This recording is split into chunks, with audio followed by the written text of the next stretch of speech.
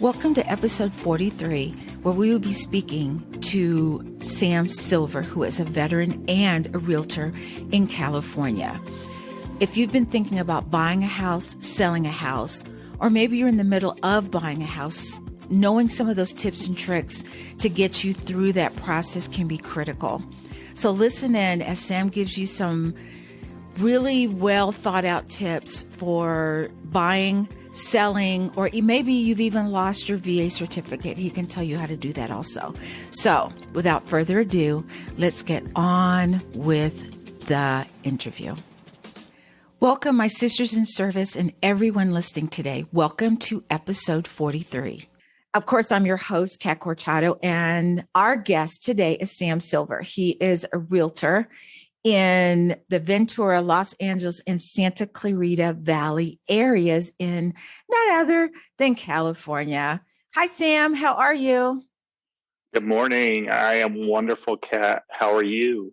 I'm good. All is well here. How is California right now? How's it doing? It's extremely busy. Interest rates are still low, so there's a lot of buyers still out there. My listings stay on the market for maybe a week, maybe a little longer. We're seeing a little bit of a shift in the market. So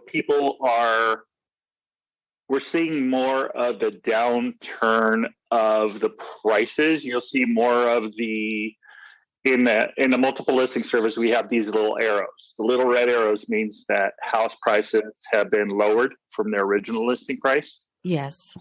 So the listing agent has to be has to explain to their client better about the shift in the market. Mm-hmm. We're not having a bubble. We're having a shift. Mm-hmm. However, when you talk about the winter months, the fall months, generally those are the quieter times. Okay. Before we get too much into that, I want people to know who you are. So tell us a little bit about you. Sure. My name's Sam Silver, and I am an Army veteran. And I went into the military right after high school. And I did a little over a year, and I had injured my knees in service. So I stayed as long as I could. And unfortunately, my knees weren't allowing me to continue with my service. I was planning on making it a career. But I developed a condition in both my knees called chondromalacia, which is the deterioration of the cartilage in the kneecaps. So I'm a 50% disabled vet. And after I received my honorable medical discharge, I decided I was going into sales. And because I come from a long line of salespeople, my grandfather worked for a company called Consolidated Cigar Company, and he used to go into the Thrifties or the Rite Aids, and he used to stock their shelves and set up their equipment and their racks. And no one ever had a negative word to say about my grandfather. His name is Sydney, and one of my daughters, her name is Sydney as well. I love that. Yeah, she's my special one. She's got special needs, so she is a fighter. She is a feisty one, and very much like my grandfather in a lot of ways. And he used to sell to the Rite Aids and the Thrifties. They were Thrifties back then. Now they're Rite Aids. And he never retired. He did that until he passed away. And he passed away. He had a heart attack. He had a quadruple bypass. Unfortunately, he was not very old. I mean, he was in his 60s. And I just remember going around with him to his route as a small kid. And everyone knew him and everyone loved him. And when he died, that says a lot about a person. When somebody dies and you see how many people come out and how many people just love the person. He touched a lot of lives in what he did. Absolutely. He touched and a lot of lives people. in what he did. And he was just a good person. He was also military. Unfortunately, my grandmother had broken her back, so he had to get a discharge just because he was the only breadwinner. And he had to come home and take care of my grandma. Always giving back, always taking care of others. He had, there were 5 siblings, and whoever woke up early got the socks. That's the way it was back then. Hopefully not all 5 of them woke up at the same time. No, he was the early riser. He was an early riser, and he was all the way from when he was a kid to when he was an adult. And when he passed away, he was still up at 4:00 in the morning and reading the newspaper, watching golf and things like that. So how long have you been a realtor? I've been a realtor for 20 years. And wow. I've sold houses all the way from Long Beach to Riverside to San Bernardino to Ventura, LA, and also the Antelope Valley, which is Lancaster, Palmdale, California. I go where my clients need me. Mm-hmm. I'm going to actually go and get a listing in Beaumont at the end of the month, and that's a couple hours from me. Mm-hmm. However, I go there for referrals. I go there for people that, are looking for somebody to take a good care of them and to make sure that their houses get sold, and to have a human behind the contracts. Right. Because I believe in these relationships are relationships first. We're dealing with people. Yes. We're dealing with the biggest. And emotions and feelings. Emotions and feelings. And I'll give you a quick example. I just closed a transaction with prior military, prior police officers. One of them was 100% disabled from the military, so he was in the sandbox. He was over there, and he's my alumni. We went to high school and junior high together. And I asked him, I said, out of all these, we have a lot of realtors from our high school. And out of all these people, why did you pick me? Because I asked those questions because I'm just curious. So I know I'm doing the right things with my marketing and things like that. Of course. And his answer was, I really like that you get back to the heroes of the community. I really like, you're a good person. I really like you. You're a good person. And I was just like, wow, that just says it all. So well, that's a good segue. Right. Yeah, that's a Absolutely. Good segue into my next question, which is, how are you different from other realtors? Now, I'm going to caveat that by saying this. Realtors are like personal trainers. They're everywhere. Okay. So you have to figure out what makes you different. So what makes you different from other realtors? Well, my purpose and passion, I'll go back a little ways. My twins, my twin daughters, who are now 16 years old, were 211 and 215 when they were born. So I'm just giving a little backstory.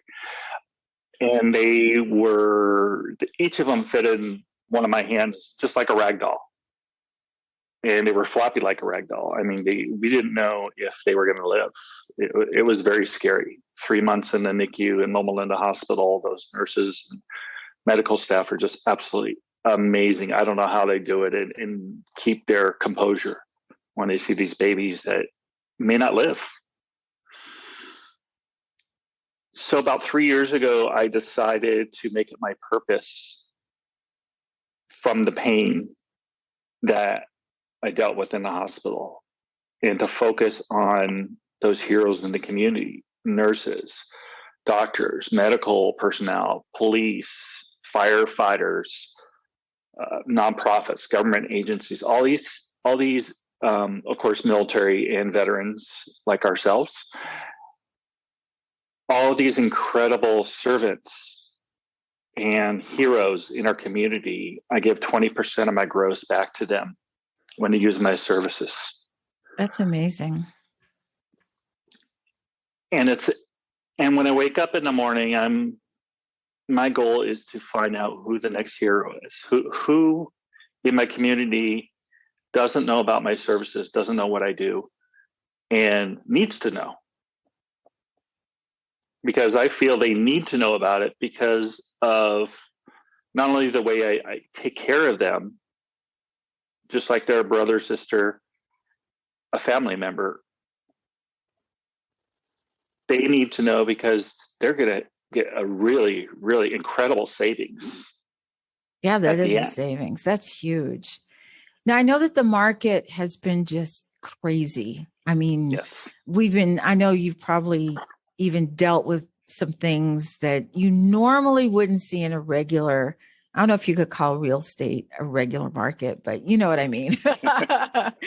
So what kinds of things have you seen? Like, for instance, I've heard of potential buyers foregoing an inspection because they just want to be the ones to get the house. Have you seen things like this happening? And how do you advise people when they say they want to bypass the inspection? Inspections are so important.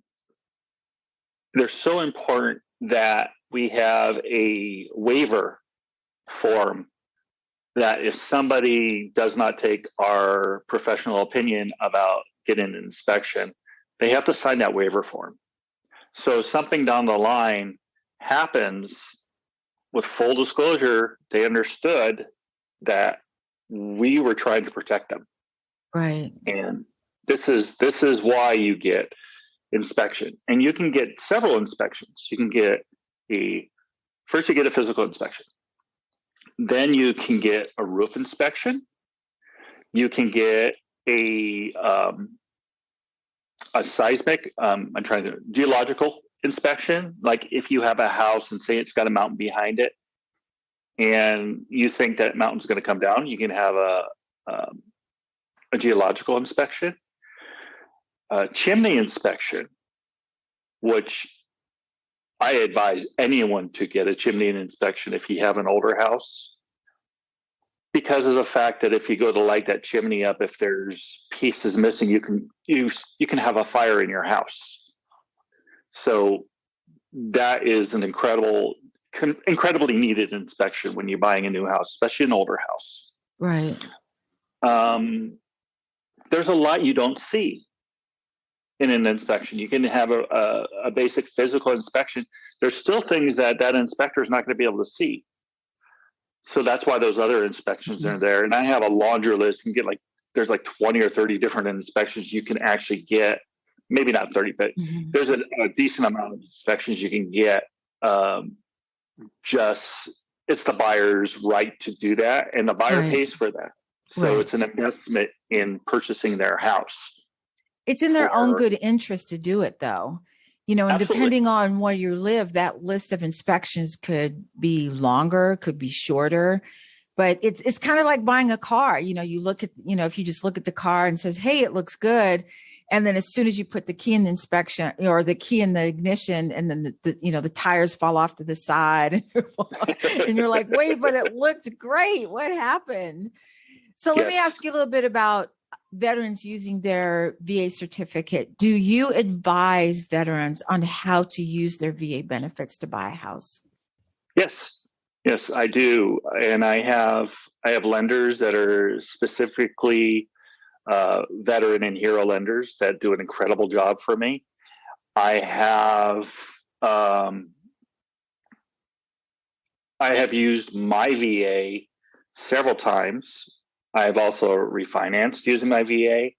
So you can get your certificate from the VA for your benefits. However, anybody that has a lender that's worth their weight in gold, the lender will go get it for you. So you don't have to come to them with that certificate. However, if you're in the process and you know you want to buy a house, if you get that certificate, it's better. And you can hand it to the lender and say, "Here you go. I got my certificate. So where do we go next?" And if they want a good lender all the way around the country, I can find one for them. I know a lot of them. I mean, I'm on the Clubhouse all the time, and there's some great lenders I know. in I there. see you. I see you. I hear you on Clubhouse. I'm like, oh, there's Sam. So let me ask you this question. What if a veteran has lost their VA certificate? Can the financing organization, whoever they go to, are they able to get it back for them, or do they go through you to get? How do they go through getting that back? They can get that back, and you can use your VA more than once it's paid off, and you can use your VA to buy multi-units as well. So, and then you can partner if you're say your brother's a veteran and you're a veteran, and you could partner with another veteran and buy multi-units and get like a bigger more doors, right? More rental properties. As long as the veteran is living in one of the places, one of the apartments or one of the condos, as long as the veteran is living in one of the units, they can buy a multi-unit, which is wonderful. And a lot of veterans don't understand that. Right. I know that my husband and I both we're veterans, and both of us have individual VA certificates. So one time we'll use his, another time they'll use mine, And so that's a common thing that veterans think and it used to be that way. Okay, it used to be that you could only use it once. This is way, way, way back in the day. Use it once and it was done. Now you can use it over and over. And is there a yearly increase in what the average amount that you can get on a VA certificate? The amount of money for a house. What's Doesn't funny? That go up yearly or not yearly? Correct me if I'm wrong. It depends on the area. It depends on the state. There's a lot of things that it depends on, and that's what your lender will be able to tell you. Something really cool recently is there's no limit on the VA. There's no limit. No. Are you serious? I am serious. There is no limit. They made it so there's no limit on your VA as long as you can qualify for it. Oh, there it is. It is. The sky's the limit. The sky's the limit as far as what they'll give you. I was about to go buy my mansion. And I have to say, and it depends on what you're able to afford, what you can qualify for. Right. You don't want to be house poor. There's nothing worse than living in a beautiful house with no furniture. There's nothing else in there, but it looks great. No lights. Exactly. And I think I've talked more people out of a house than into a house, because I look at it and say, okay, well, this is what the mortgage is. First thing I try to do is do a little triage. I want to find out what they're comfortable paying, because you start with that. And then you can back into, say, $4,000 a month. Okay, you can back it in using a formula to understand what they would qualify for. So, and lenders are really good at that, because they want to make sure that principal, interest, taxes, and insurance are part of it. If you're an 80/20, or if you're not a specific type of loan. So you have to pay principal, interest, taxes, and insurance. Right. So, and then there's house expenses. There's closing costs. And even with your VA zero down, now this is an education. Zero down does not mean zero, because if you're buying a house, the seller of that house wants to see that you have skin in the game. Exactly. So you have to put a deposit. And depending on your agent, they'll advise you. I always advise my clients 3% is what you should do when it comes to deposit, because it makes them realize that you're serious about what you're doing. And if you back out because of an issue that isn't a contract issue, a contingency issue, then you can lose that money. And the last 20 years, I have never lost my clients' money. So I've always been able to take care of them and make sure they got their money back. So that's marketing right there. That is. I've never lost my clients' money. I've never been written up under the DRE. There's a lot of things that we have to do to protect our licenses. But there's people out there that are lazy, and I've seen when you go look someone's license up and you see something that they've had against their license, it's like, oh God, do I want to do this transaction with this person? Yes. So you just make sure you follow them up a lot. Yeah, I have my realtor license in North Carolina. I just wasn't a fan of the business. It just wasn't my deal. I still keep up my license though. I am not going through that again. I went through too much to get it, to let it go like that. So exactly. You can get 25% referral fee. Send me leads. Who wants to go live in California? Contact me. eXp with me. I need people on the East Coast for my team. Come on, Kat, let's do it. So, Sam, what kind of words of advice would you give for buyers, especially right now? We're seeing a little bit of a downtrend in, sellers thinking they can double, triple their house, how much they can pay for it or how much they want for it. But when you're working with veterans with a VA loan and they keep getting, they find a house and they keep getting beat, what kind of advice would you give for first-time home buyers who are also veterans? Basically, what it comes down to is, how bad do you want the home? How bad do you want the home? If you find a home, perfect place, perfect condition, are you going to be able to find that home someplace else? And to be competitive, those waiving contingencies are right now kind of necessary. And I let people know, I said, first of all, I'm not going to tell you what to do because that's not my job. My job is to advise you what the market's doing now and what I'm seeing in the market currently, because I'm out there every day. And what I'm hearing from agents across the country. So having your finger on the pulse in your local area is very important. Having your finger on the pulse in other parts of the United States is even more important, because you could see trends from other states before they hit. So my job is to educate them and to give them their options. My job is not to tell. Absolutely. My job is not to tell somebody what to do, because when it comes to a buyer, it's not my money. When it comes to the seller, it's not my house. Right.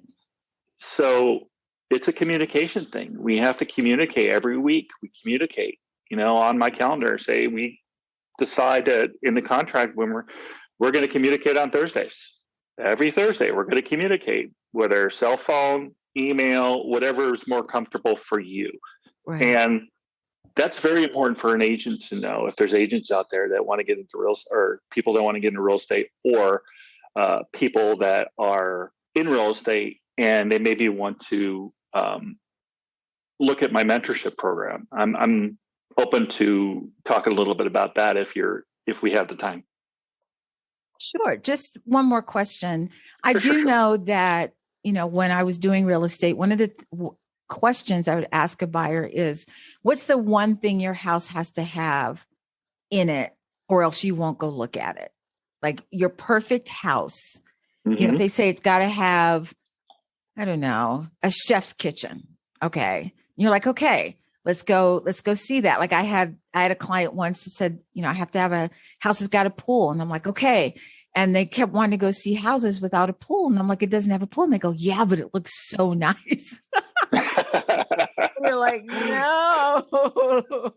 So what you're really saying to me is that you would like a pool-sized lot or a pool.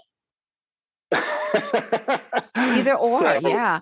But it's hard what I'm saying is that it's hard to narrow people down because they're all over the place. You have to know exactly what you're looking for and how much you can afford.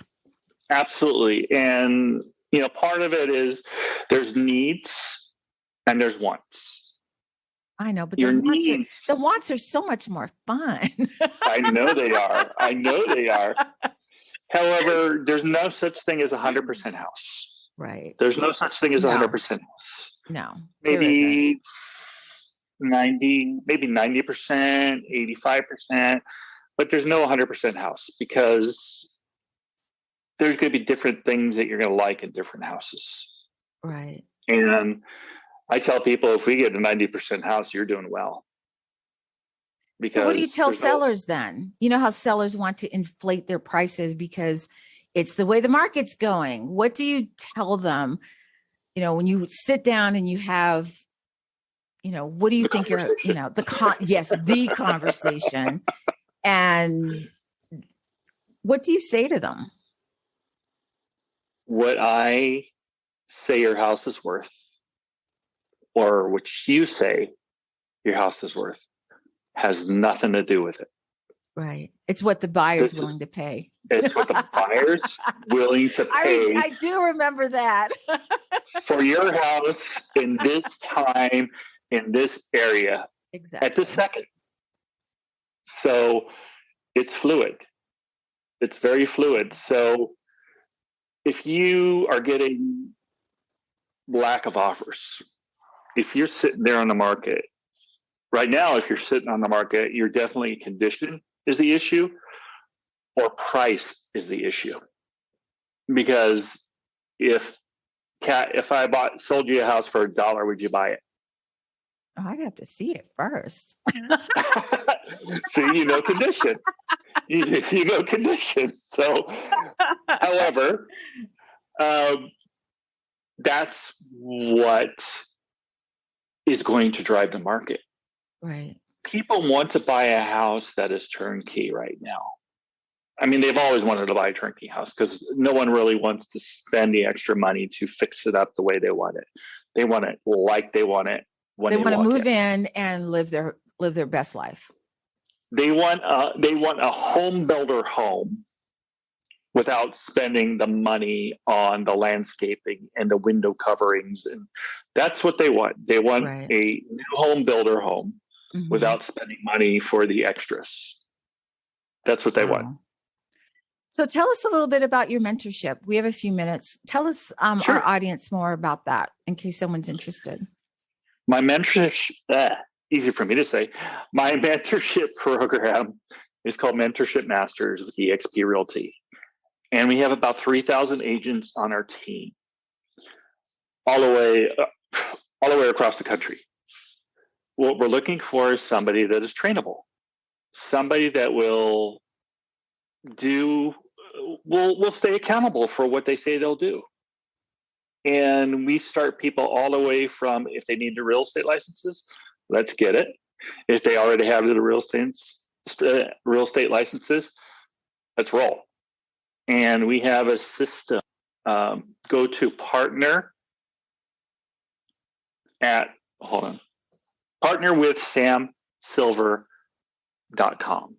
Partnerwithsamsilver.com. And if someone needs to get in touch with you, how would they, do you have a point of contact, or do you have an email where people could email you about whether it's buying a house, selling a house, the mentorship program, Absolutely. et cetera? samsells@yahoo.com.